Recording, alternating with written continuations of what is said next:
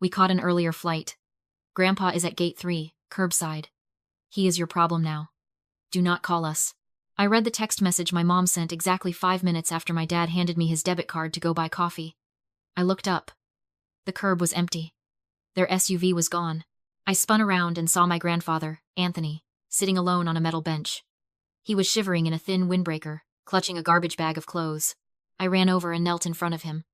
Grandpa? He looked at me, eyes cloudy. Angelina? Where did Jonathan go? He said he was parking. I checked the flight tracker on my phone. Flight UA 987 to Paris. Status: boarding. My parents were already on the plane. They thought they had finally dumped the burden holding them back from their dream life. They didn't know they just left their father with a forensic auditor who knows exactly how to track a paper trail. Before I tell you how I turned their vacation into a prison sentence, drop a comment. Where are you watching from, and what time is it for you right now? I stood there for exactly 10 seconds, watching the flight status blink on my screen. Boarding. My chest felt tight, like a band of steel was crushing my ribs, but I forced myself to breathe. In my line of work, panic is a liability. You don't scream when you find a discrepancy in the ledger. You document it. I turned back to Grandpa. He was shivering violently now, his hands gripping the trash bag so hard his knuckles were white. Grandpa, I said softly, reaching for his pockets. Do you have your wallet? Your ID? He shook his head, his eyes darting around the busy terminal. Grace took it. She said it was safer with her. For the flight. Of course she did. They hadn't just abandoned him. They had erased him. Without ID, he couldn't board a plane even if he wanted to. Without a wallet, he was just a confused old man in a windbreaker, a John Doe waiting to be processed by the system.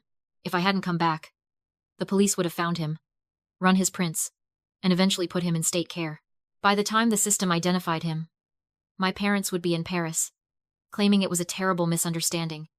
A senior moment where he wandered off. I stood up. I saw an airport police officer patrolling the curb about 30 feet away. I didn't hesitate. I walked straight up to him. Officer, I said, my voice steady. I need to file an incident report for elder endangerment. Right now. He looked at me, then at Grandpa shivering on the bench. He pulled out his notepad. I gave him everything, my parents' names, their flight number, the time they dropped him off. I made sure he logged the exact temperature. 19 degrees. 10 minutes later, I had a case number card in my pocket. It wasn't an arrest warrant, not yet. But it was paper. And paper is the most dangerous weapon in the world, if you know how to use it. I ordered a rideshare. When the car pulled up, I helped Grandpa into the back seat. He leaned his head against the window, exhausted. Are we going home, Angelina? He asked. No, I said, checking the GPS. We're going to Tennessee. My apartment in Chicago wasn't safe. Jonathan had a key, and I didn't put it past him to come looking for documents if he suspected I was interfering. Aunt Teresa lived in a cabin 4 hours south. She was the only one in the family who hated my father as much as I was starting to. As we hit the highway, the heater humming, I looked at Grandpa in the rearview mirror. He was asleep, his mouth slightly open. He looked frail, harmless, and then I remembered the spreadsheet. 2 weeks ago, I had stopped by my parents' house to drop off some tax forms. I found my mother, Grace, sitting at the kitchen table with her laptop open. She was so engrossed she didn't hear me walk in. I glanced over her shoulder. It wasn't a budget. It was a valuation projection for Grandpa's lake house. Column A listed the estimated market value, $850,000. Column B was titled, Maintenance Costs. But it didn't list roof repairs or taxes. It listed Grandpa's medication, his doctor visits, his specialized food. At the bottom, there was a formula. It calculated how much his net worth decreased for every month he stayed alive. He is costing us $3,000 a month, Grace had muttered to herself, hitting the delete key on a row of expenses. It is like bleeding money. I had frozen, feeling a chill that had nothing to do with the air conditioning. They didn't look at him as a father. They looked at him as a depreciating asset, a line item that was eating into their profit margin. I looked back at the road, the city lights fading behind us. The airport wasn't an impulsive decision. It was a liquidation strategy. They had done the math and decided that the cost of abandoning him was cheaper than the cost of keeping him. They were cutting their losses. I gripped the steering wheel until my hands hurt. They thought he was a liability. They forgot that liabilities can be audited. And I was the best auditor in the state. We pulled into Aunt Teresa's driveway just as the sun was beginning to bleed over the Smoky Mountains. It had been an 8-hour drive, fueled by adrenaline and truck stop coffee. Teresa was waiting on the porch, wrapped in a thick wool cardigan. She didn't ask questions.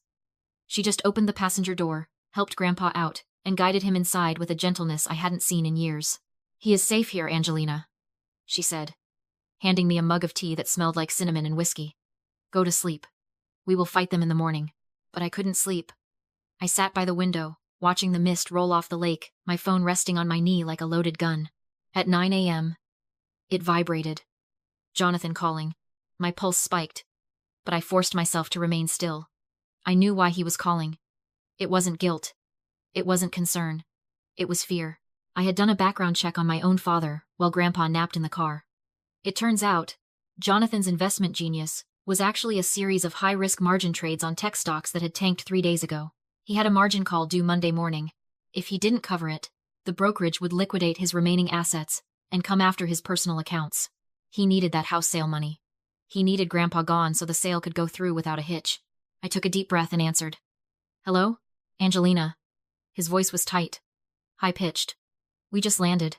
We have been trying to call the airline. But, look, is he? Did you hear anything?" He wasn't asking if Grandpa was okay. He was fishing. He wanted to know if the airport police had taken custody. If Grandpa was in the system as a ward of the state, Jonathan was safe. He could claim ignorance, let the state warehouse him, and sell the house remotely. This was the moment to scream, to tell him I knew everything, to threaten him with prison. But I didn't. I used the gray rock method. It is a technique I learned dealing with hostile audit clients. You don't give them emotion. You don't give them drama. You make yourself as uninteresting and flat as a gray rock. Narcissists feed on reaction. If you starve them, they get careless. "It is chaotic, Dad," I said, my voice dull and heavy. "I don't really know what is happening." "Did the police call you?" he snapped. "I think so," I lied, keeping my tone monotone. "There were a lot of people. It is just a lot right now. I cannot deal with this."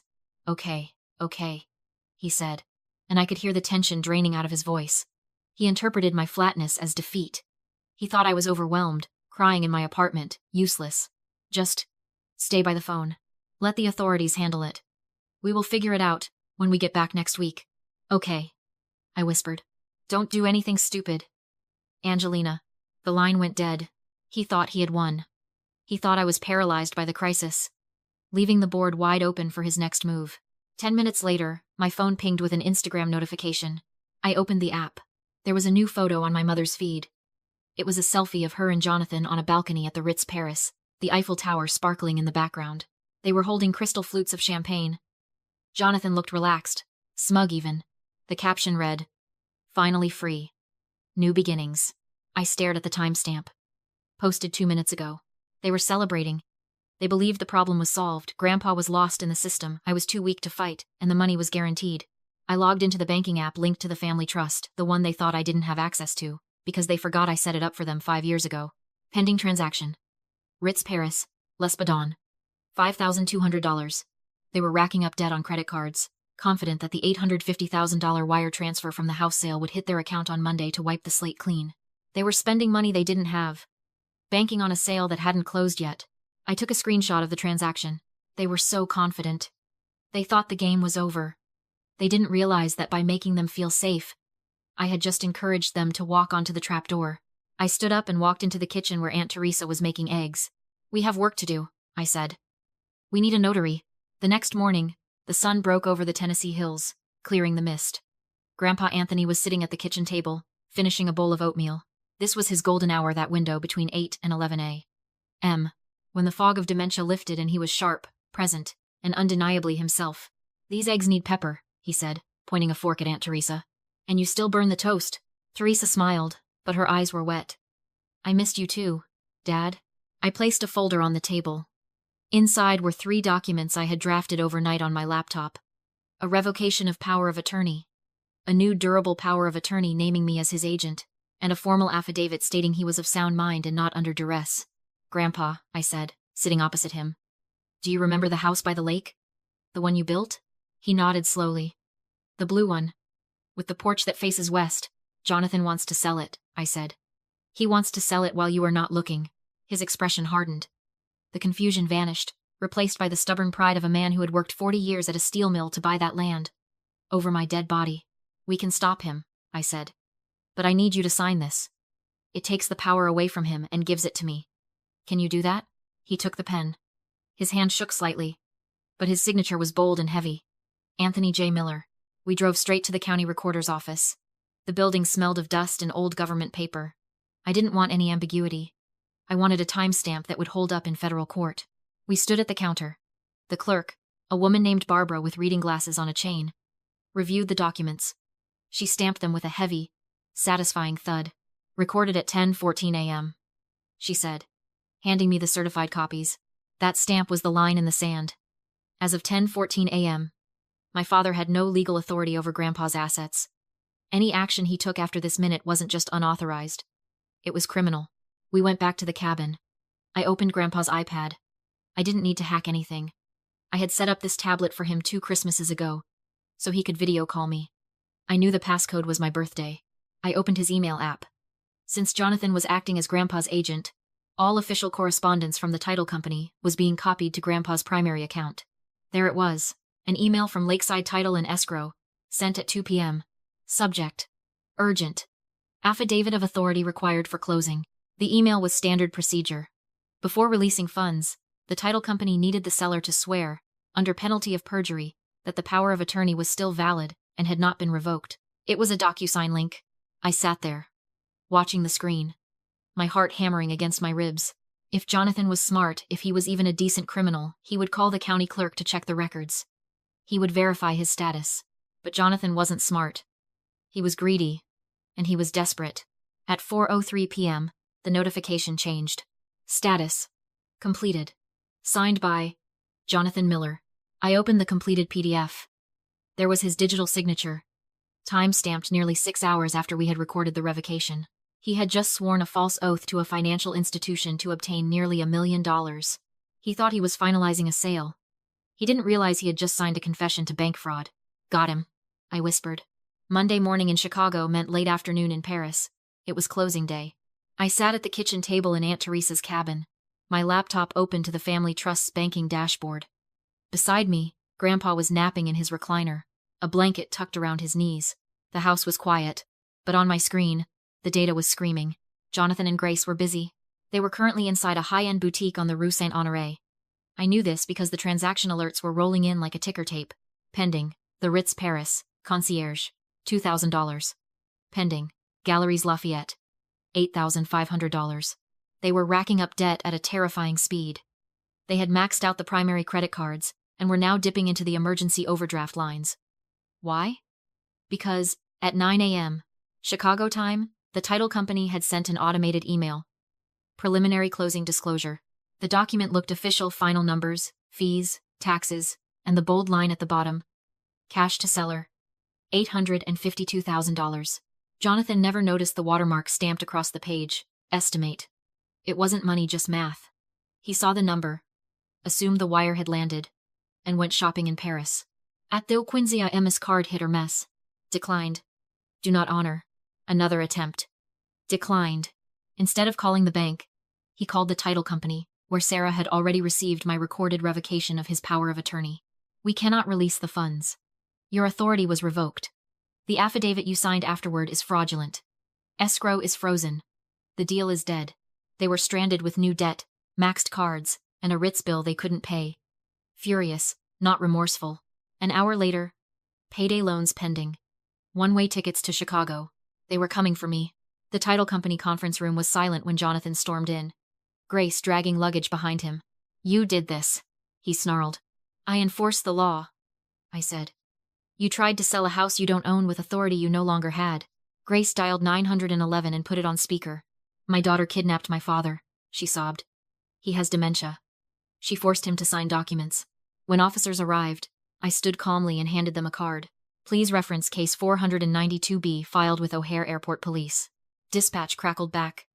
Jonathan and Grace had abandoned Grandpa curbside, no ID, no medication, video logged. Teresa slid over a notarized affidavit proving Grandpa was lucid when Jonathan's authority was revoked. The officer turned away from me. Jonathan Miller, hands behind your back. Cuffs snapped shut. You're under arrest for bank fraud and elder abuse. Fix this, Jonathan whispered. I'm an auditor, I said. I expose mistakes. 6 months later, their assets were frozen, their cars repossessed, their reputations destroyed. Out on bail. Waiting for trial. Bankrupt. I drove back to Tennessee. Grandpa sat on the porch listening to jazz. Safe. Smiling. He didn't remember being abandoned, only that he was home. By the garage, I found the hidden for sale sign Jonathan had planned to plant. I snapped it in half and threw it on the firewood pile. They saw a spreadsheet. I saw a man worth